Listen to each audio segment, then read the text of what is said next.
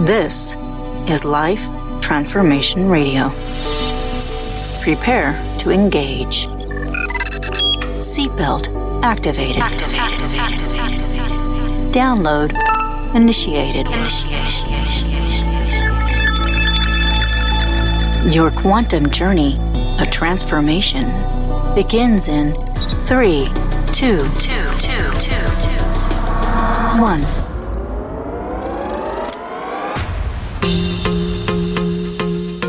Welcome to Life Transformation Radio. Hi, I'm Rob Actis, best-selling author of The Law of Action, voice actor, business mindset coach, the podcast whisperer, and Mr. Action himself. Life Transformation Radio is heard in over 90 countries. Thank you for joining us from all around the world. Whether it's your first time joining us or you've been listening to Life Transformation Radio for some time, I want to personally thank you. Here at Life Transformation Radio, we are committed to share more about real life, love, the power of positivity, romance, and of course, laughter. We care about helping others find their internal drive and purpose. We celebrate life's challenges and overcoming them. Please rate and review Life Transformation Radio on your favorite podcast platform. I so appreciate it. On the show, my guests are amazing people who are forces for good in the world around them and live a life of transformation. My guest today does just that. Today, Ira Davis and I discuss discovering your purpose and how to unlock world-changing dreams to help transform yourself into who you are meant to be. If you want to live a life of purpose, do something meaningful, and fear less, we'll be talking about that. This is the show for you. My friend Ira Davis is a former Marine Corps Drill Instructor, is a skydiver. Yeah, we won't talk about that. Okay, we will. A dream development coach and founder of the DreamDiver Company.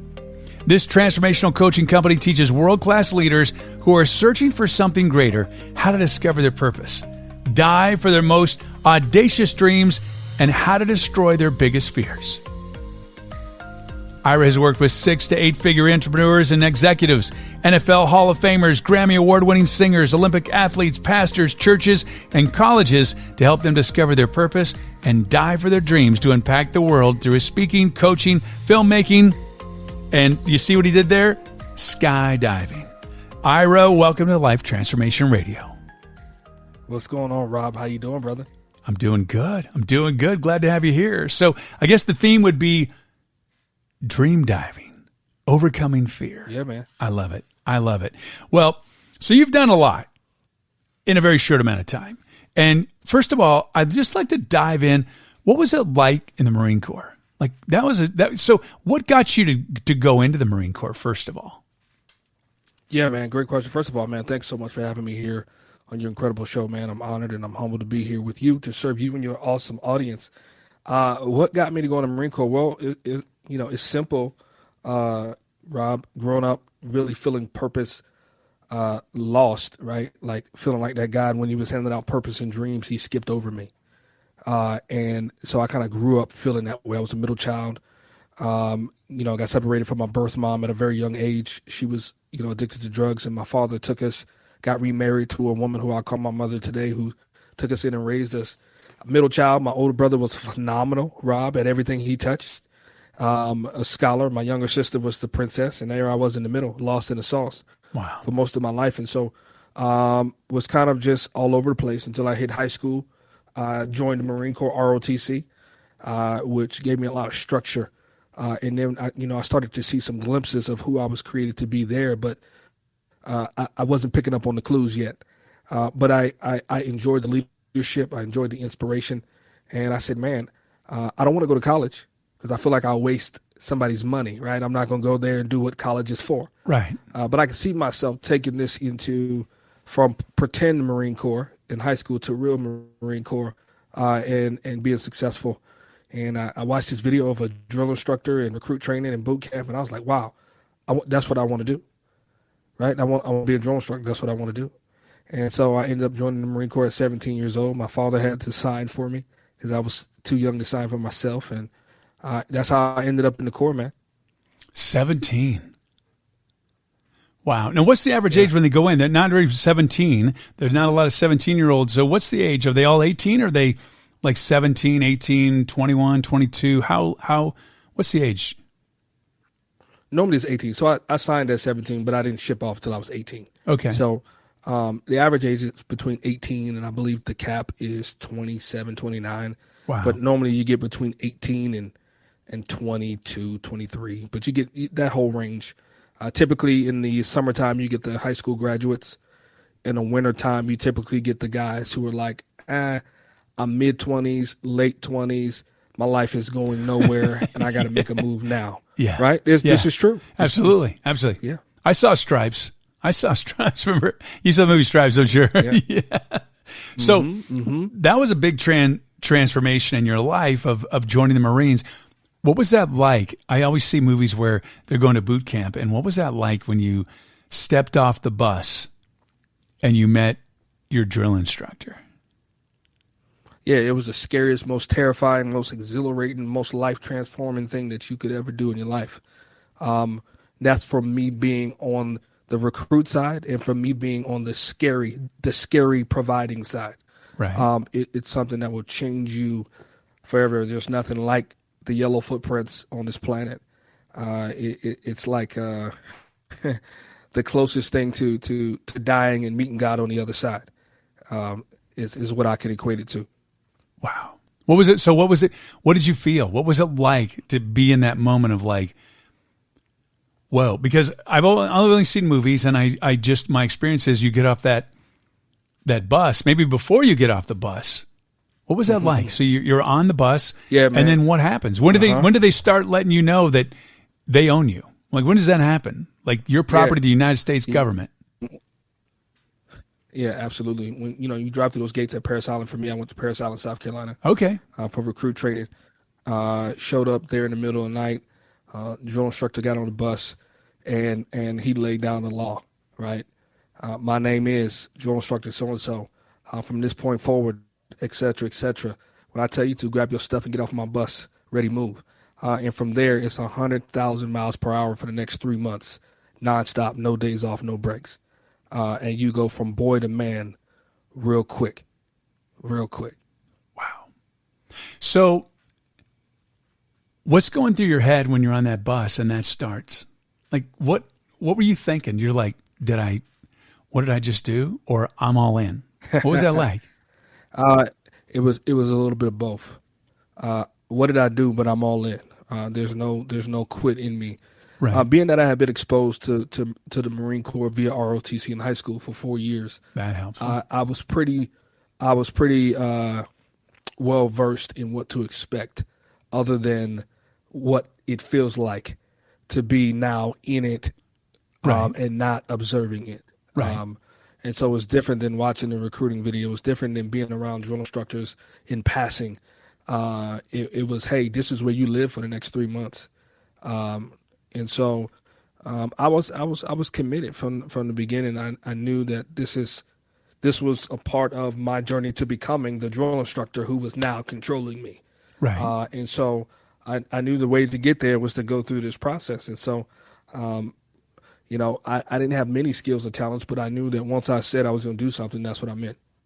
So when you're looking around, you see these other recruits, and did you have a thought of like, this guy never going to make it?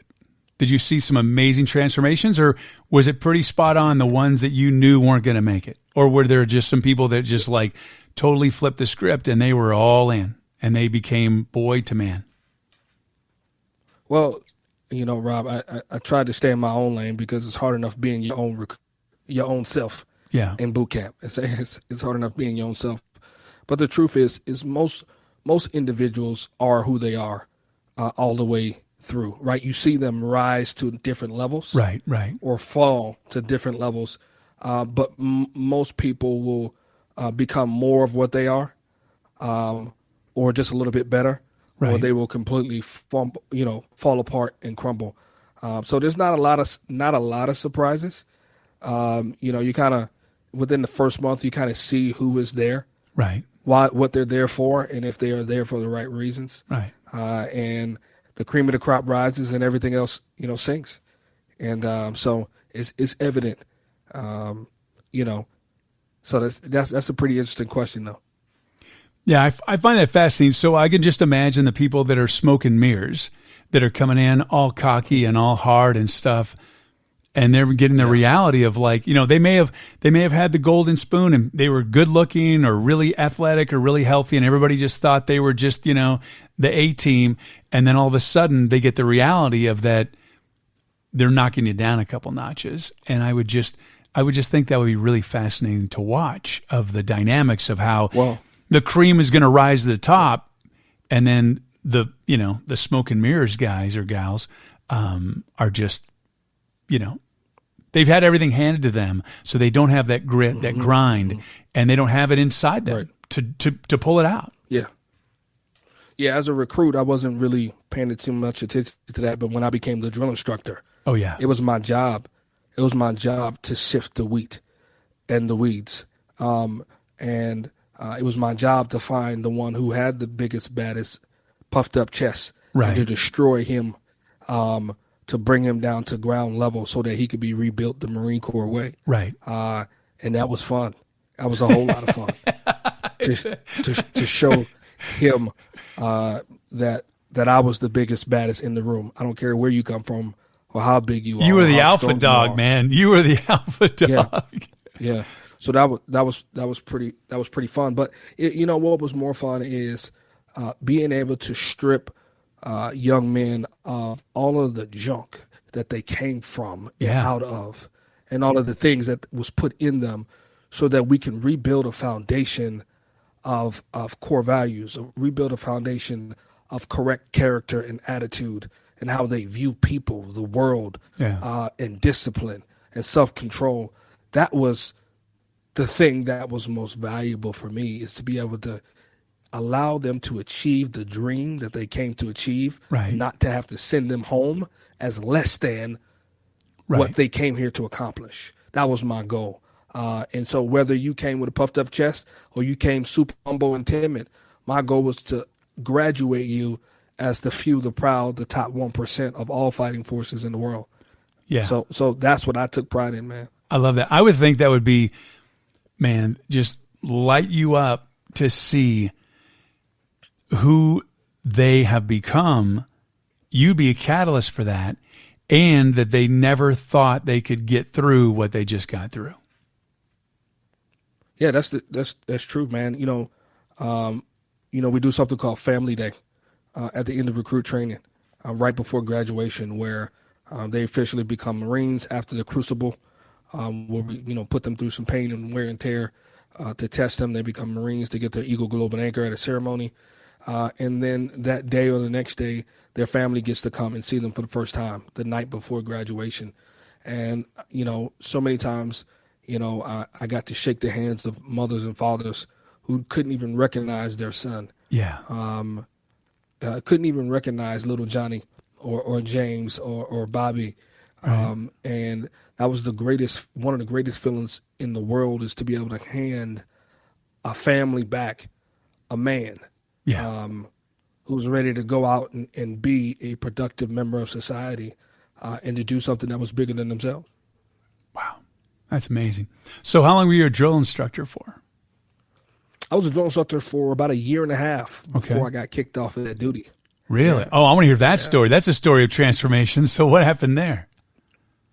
Yeah, man. So I was about a year and a half in as a drill instructor, and I was a bit of a wild man, right? So I love to inspire, love to lead, love to train. But as a drill instructor, right, I can't just walk up to you and say, hey, I believe in you, and pat you on the back and say, come on, let's go, right? You got to dial up the intensity in order to dial up the inspiration, right? It's got to be camouflaged. And so I ended up dialing up the intensity a little bit too much, man, and I got relieved of my duties, meaning they took my campaign cover away, my duty belt away, they took the title away, and they said, you can't be a drill instructor anymore. And, man, talk about a blow. That was a gut punch, because remember, that was my first and only dream I had for myself, was to become a drill instructor. And and I was great at it. I was good. I bet. Really good. And I was on a trajectory to be probably one of the top drill instructors in my company or battalion. And that was a gut punch. to what I thought I wanted for my life. And everything came crashing down around me, and kind of had to pick up the pieces from there, man. But it was something that I thought was going to break me, but it ended up actually creating a path to something greater than I could have ever thought, planned, or imagined for my life. Yeah, when you're in the weeds, when you're in that spot, you don't see a whole lot of light at the end of the tunnel, and you don't see sunshine. And it's amazing how, my mom always says, man, when you're going through hell, just keep going. Just keep going. And right. It's amazing what's on the other side. Yeah. There's a scripture that I love, man. Psalms 23. It says, yea, though I walk through the valley of the shadow of death, right? And some, and the part I love about that verse, it says, I'm walking through the valley of the shadow of death. I'm not staying. I'm not building a house. I'm not going on vacation. Keep going, man. Yeah. I'm going to walk through it, right? Because 90% of that time, 90% of the time, that thing that you're in that is uncomfortable is building a bridge to what you need to be stepping into. Right.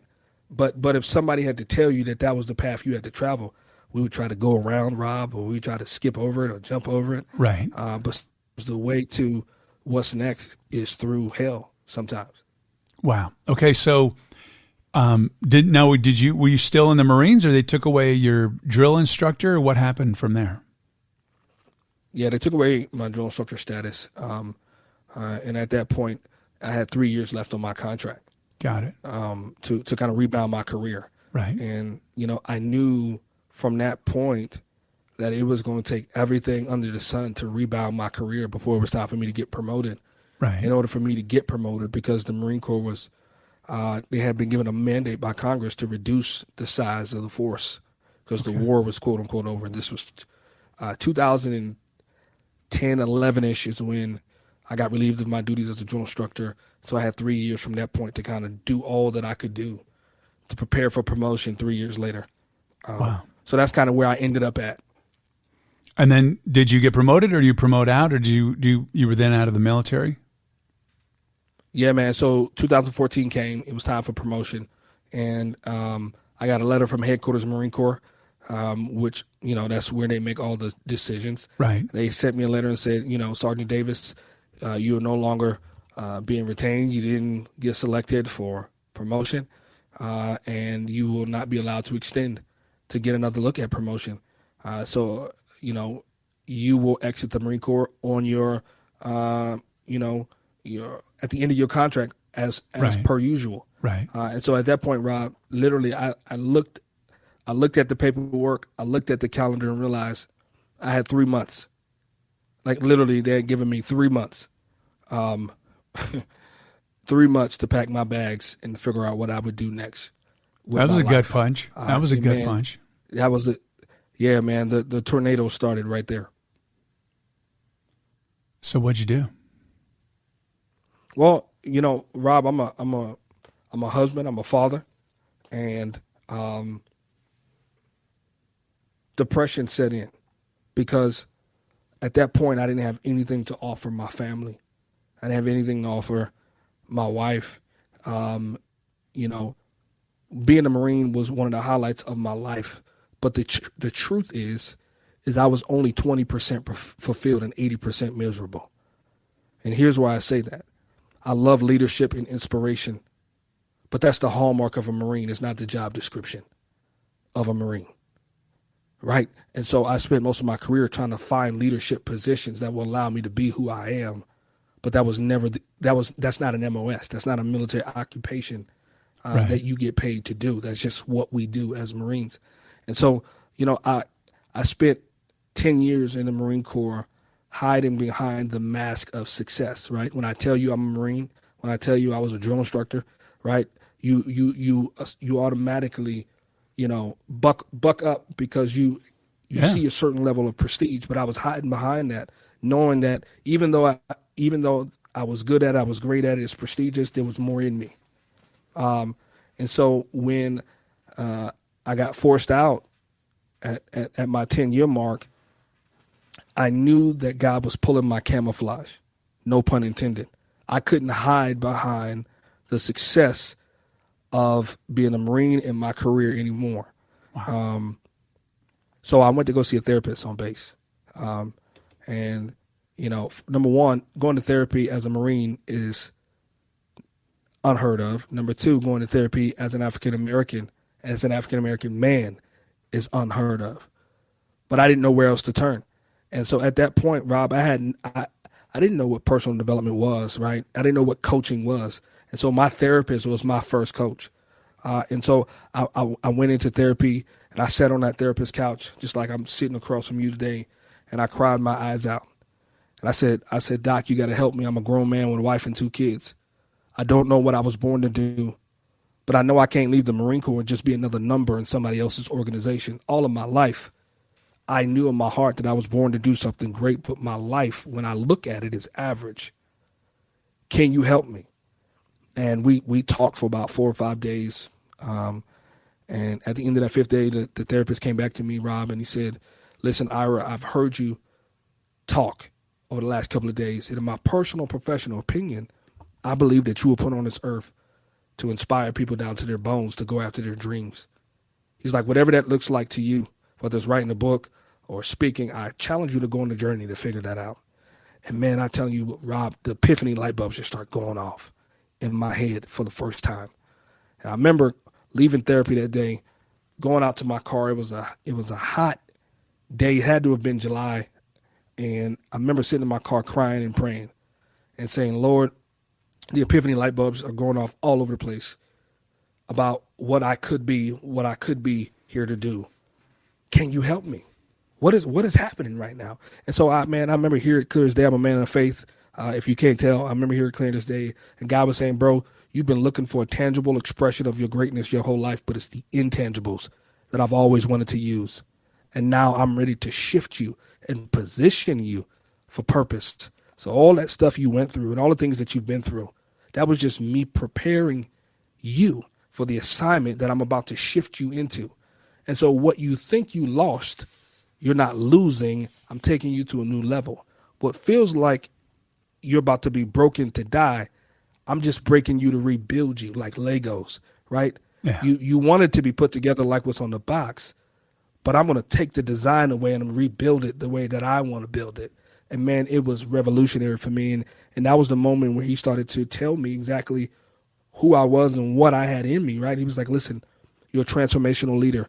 You're a visionary leader. You're a pioneer. You're a phenomenal communicator. And you have the gift to show people things before you have the gift to show them the end before they can even see the beginning. And I want to send you on a crusade to inspire people to go after their wildest dreams. Love it. And man, that for me was revolutionary, Rob.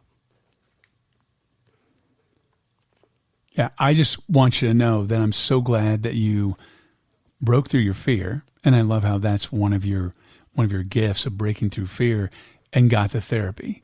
On a podcast, a lot of times on this show, we talk about suicide, and it's a fine line, can happen very quick. So I'm very grateful and thrilled that you broke through that fear and did what was right for your family and for you to do that, because I know you impact a lot of people's lives. So let's fast forward. So when did this begin? So now what happened? Another transformation for Ira. Yeah, man. I mean, and that was probably huge. I mean, that day, Rob, when God began to reveal to me the intangibles that he wanted me to use, shifted everything in my life. It was like going from seeing black and white to being able to see the world in high definition in 4K. So great. It was a moment in my life where God reintroduced me to me. Hey, Ira, I want you to meet Ira. And it was at that point where I really began to destroy the perspective that I had been given, right, fed, accepted, and portrayed this version of me that was the version that I wanted everybody to accept based on the circles and the atmosphere that I was in. And I started saying, you know what, Rob, my favorite color is not green, it's actually red. Actually, I don't like this, I actually like that, right? Actually, I never liked that, I actually like this. Right. So it was a part in my life where I had to first recognize that there was a shift happening and allow it to happen, say yes to the shift that was happening in my life. Right. Number two, I had to recognize who I was. right? I had to figure out what was in me valuable to the world and other people that I can use to now begin to serve other people. So I transitioned from that moment into taking this natural love for filmmaking that I had, Rob, of filming birthdays and anniversaries for family and friends on Best Buy handicaps.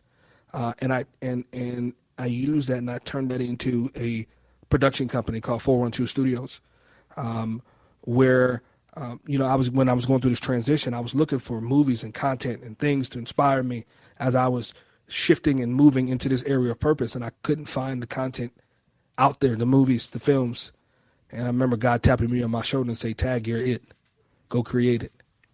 And so this journey for me started with making small documentaries and kind of progressing from there in my studio, which I still run, which we're still trying to raise a couple of $1 million to build out a campus and movies. Love it. But it started for me there, man. And then from there, it steamrolled into, okay, now I want you to move from behind the camera, producing and directing, and I want you to step into speaking and coaching role. And in everything that you touch, I want you to coach through it. And so that's how we got from, the Marine Corps to 412 Studios, which I still run, to the DreamDiver Company. It's been this progression of my purpose blossoming into different vehicles that will allow me to accomplish the same mission. Well, I love the story of how you started the DreamDiver. I want to hear that. Tell me the story about that. I love how it was nothing. It was an idea you had, and you had no resources to do it, and you made it happen. I love this story. Yeah, I love it, man. So, in that 3-month time period, man, when I got that notice from Marine Corps saying, hey, you're not getting extended to get another promotion, see your way out the front door in 3 months, my local leaders came to me and said, hey, listen, we heard that you're getting, forced out. You can't, you're not going to get another lick of promotion. We want you to put together this course, this corporal's course, where you teach the first generation of Marine leaders how to be great leaders, right? So, Rob, on one hand, I'm getting forced out. On the other hand, they're like, you're the greatest thing since sliced bread, right? And here I am in the middle. Wow. And my leaders are like, hey, listen, can you put together this course from scratch where not only do you train the young Marines to be great, but you are in charge of a group of your peers as well, who will be instructors underneath of you. So as I'm going through this therapy, as I'm going through this depression, as I'm going through this realization, now I'm in charge of this new course for young Marine leaders. So I'm up at 2 a.m. in the morning, Rob, in my office watching YouTube. And I type in YouTube motivational videos. Like, I didn't know what personal development was at the time. I didn't know anything about that industry. Right. And I type it in, man, and some of the greatest thought leaders came up and just blew my breath away. I watched one video, then the next video, then the third video. And then this fourth video came on, and it was a skydiving video. And I'm thinking to myself, like, it's pitch black, dark, 2 a.m. I'm thinking to myself, why would YouTube recommend a skydiving video after motivational videos? Like, I don't get it. So I said, okay, YouTube, I'll play your game, right? I'll watch this video. And so I sat there and I watched this skydiving video in my office. And I began to get short of breath while I was watching these guys and girls just fly through the air. And I was getting short of breath and having anxiety like I was in the air with them, Rob. And I pulled back from my desk and I prayed. I said, God, what are you showing me? And I remember hearing him clear as day in my head saying, you see skydiving, but I want you to call it dream diving. I'm like, what is that? He was like, listen, you can't hit a target you don't have and a target you can't see. And I'm looking for people who are willing to get their feet off the ground, go to 13,000 feet, burn the boats, lose control, step into the impossible, aim their life at the thing that I've called them to do that's bigger than them. Those will be the people who build and create and innovate and change the world for forever. And I'm calling you to lead that crusade. It's called dream diving. And I'm like, it's 2 a.m., Rob, and I'm fired up. I'm pumped. I'm all in. Let's go. And then he hits me with the final blow, Rob. He says, by the way, you will become a skydiver. And I'm like, time out. I think you and I have had these conversations before. Like, you see my hands? Like, we're on video. I know, right? Yeah. Uh-huh. Mm-hmm. Not doing it. No. I said, I'm terrified of heights even to this day. Like, you couldn't pay me to dive off of my desk, and it's only a couple feet in the air. Okay, so Iris, check this out. So my very dear friend Rebecca is listening to this show right now, and they invited me to a confidence course this weekend. It was my birthday weekend. They invited me to a confidence course. I am terrified of heights. I've done a flying trapeze. I've done a helicopter. And I didn't do it. They did it, and it was great for them. But I'm just sweating profusely right now. It's amazing, the fear of heights. And so here's the thing. I wasn't afraid of heights when I was a kid. When I was in radio, I almost fell over a roof, a 3-story roof, and I was grabbed, and I was facing face down. That had an impact on me mentally, I'll admit it, and I don't like to be very high. Like, for my birthday party, I was on the ladder, and the thing about it is that I don't like being up there, and it's really weird. I'm just getting all Listen, I know. Well, I'm glad to hear that. I'm glad to hear. I agree with you. I know, but I'm glad to hear that you're with me, because I just thought you were like this super freaking badass Marine that jumped out of planes and all this stuff, and it's just in your blood. And here you go. Come check it out. I love that you have fear. That makes it a little bit different. Let me tell you something, man. Fear is one of those things. I don't care who you are. There's going to be some areas in your life that you are terrified of. Yeah. Period. For some people, they can dive out of planes and have absolutely no fear. That's not their thing. That's not their area of fear. But I'm not afraid of speed. I can go. I've been in a Lamborghini Gallardo, and we went almost 200 miles an hour. And that was no problem. I've been in a stock car at PIR going 140 miles an hour in their lap. And I'm like, no problem. Get me 4 feet. Get me 4 feet off the ground. I'm like, oh, I don't like that. I've even been in a ring. I've even done MMA fighting. Not a problem. I was in boxing and Muay Thai. I've been punched. I've been beat up. Not a problem. Yeah. But heights? No. And so here's how we translate this. And I'm going to get back to the story, but here's how we translate overcoming physical fear to overcoming psychological fear. Because there's going to be some things that you are called to in your life, in the area of your purpose and your dreams, to serve other people, that will legitimately terrify you, and it could keep you from being who you were created and called to be. You're the man of action, and most people don't take action because of some kind of psychological fear that has a death grip on them. Absolutely. And so I am not impressed by people who can do amazing things and be absolutely fearless. That doesn't impress me. Show me the man or woman who does the thing that scares them to death, and they become fearless. They allow fear to have less control over their action. Absolutely. So they can do that they were called to do, right? If you're not scared to dive out of the stratosphere from the moon onto the earth like some Red Bull guy did, I'm not impressed. Show me the guy who's sweating under his armpits and his knees are knocking and he does it anyway. Oh, yeah. That's the guy that I want to follow. That's the guy who can lead me to the stratosphere, right? And so I'm here today to tell you that Ira Davis is not a fearless guy.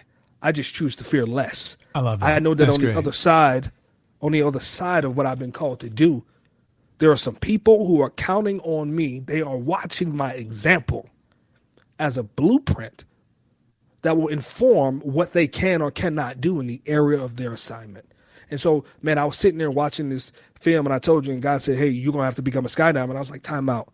I'm terrified of heights. And here's what he said to me that changed my perspective. He said, I have too many people who are speaking and teaching and preaching things that they don't live, the analogies that they don't live. You won't be one of them. And so when you start diving out of planes, the whole world will stop and look, because you're not the kind of guy who dives out of planes. You're not the kind of guy who does it fearlessly. You're the kind of guy who does it because it's going to be an example for other people. And so that is why I dive out of planes, and that is why I take people diving out of planes, because it is a commitment and an analogy that solidifies obedience, sacrifice, investment, and going all in on the thing that you were created to do that's bigger than you. If you've been called to something that's bigger than you, it's going to terrify you. Like I was watching that video. I was getting short of breath. When your dream is bigger than you, it's going to get you short of breath every now and then. It's going to make you pee on yourself every now and then. It's going to make you look at yourself in the mirror and say, are you crazy? or am I crazy, right? You're talking to yourself, are you crazy or am I crazy? Got it. And so that's the same thing that's going through the mind when I'm on the plane and on the mind of my clients when they're on the plane. Like, are you crazy or am I crazy? No, we're about to die for these crazy dreams. And when we get back on the ground, when I send you back to the thing that you were called to do, there is nothing that you can't do. There is nothing that you can't do. 100%. Right? I agree. So, Rob, 100%. hopefully that answers your question. It does. Okay, so as we wrap things up, I just want to hear the story. I just want people to hear the story of how you made this happen, where you now have a place where you do the dive of your dreams. Like, that's so cool. I love it how it's just so great. Just tell me.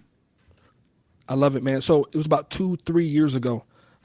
We have this amazing skydiving facility here in Southern California where I'm based out of, called Skydive Lake Elsinore, and we've adopted them as our headquarters for all of our live events and experiences.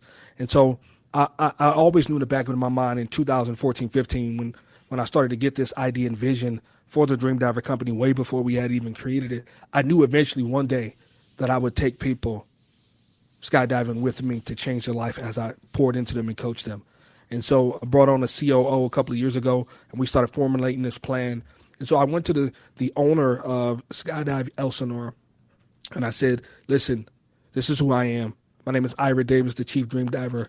I'm a dream development coach, and I am on a mission to help world-class leaders who know in their heart that they were born to do something bigger, more purposeful, and legendary, to help them discover their purpose, unlock and dive for their most audacious dreams, and to help them destroying fear so that they can become the purpose-driven pioneers that they were called and created to be. I told them my story, just like I told you, what happened to me in the Marine Corps and where I am now and what I'm trying to do. I said, I would love to be able to host transformational, life-changing events here at this drop zone to change people's lives like none other. I didn't have any money.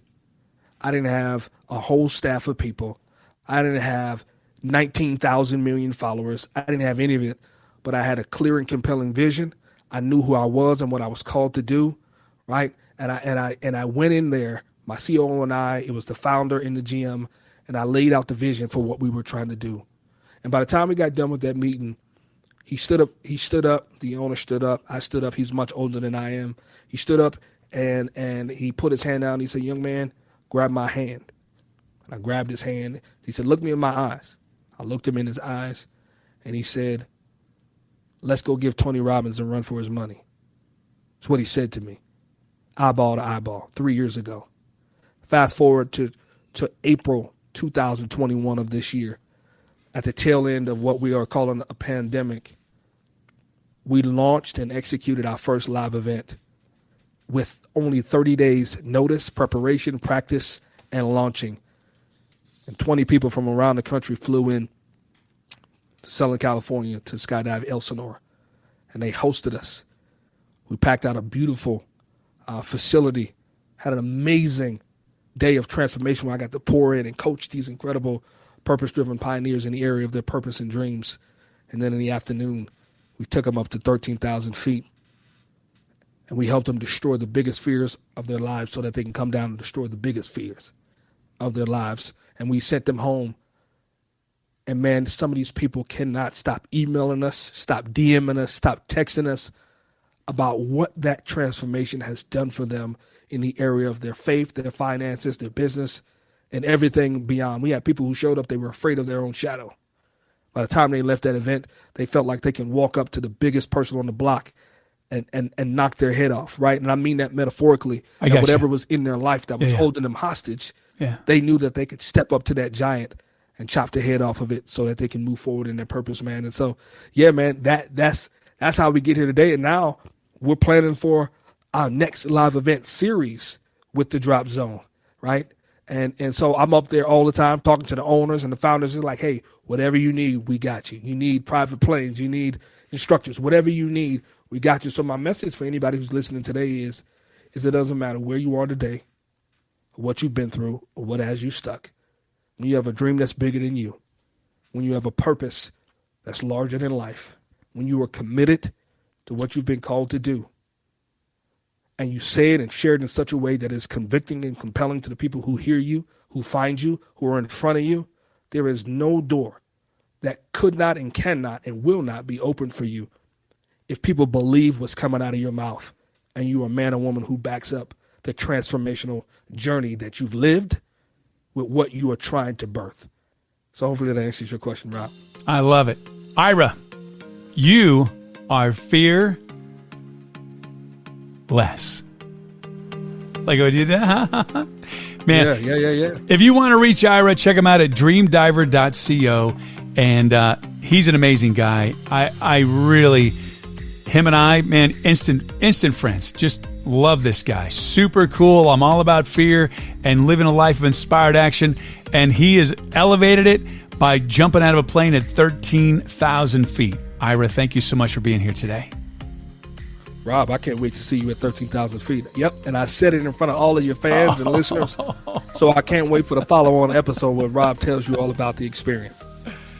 Oh, my God. Okay. My face is all red. Look at that. Oh. Yeah, man. Oh, okay. Well, yeah, maybe I'll bring my, we'll do a podcast from there. We'll do a show from the ground. And then we'll just like. From ground zero. Ground zero. There we go. Okay. Well, yeah, as I regain my composure, ladies and gentlemen, thank you so much for your support and taking the time out of your very busy and precious day to listen. We so appreciate it. Thank you for allowing me, along with my very special guest, Ira Davis, to touch your heart, move your soul, and inspire you to live a life of transformation. I'm Rob Actis. Until next time. This is Life Transformation Radio. Download complete.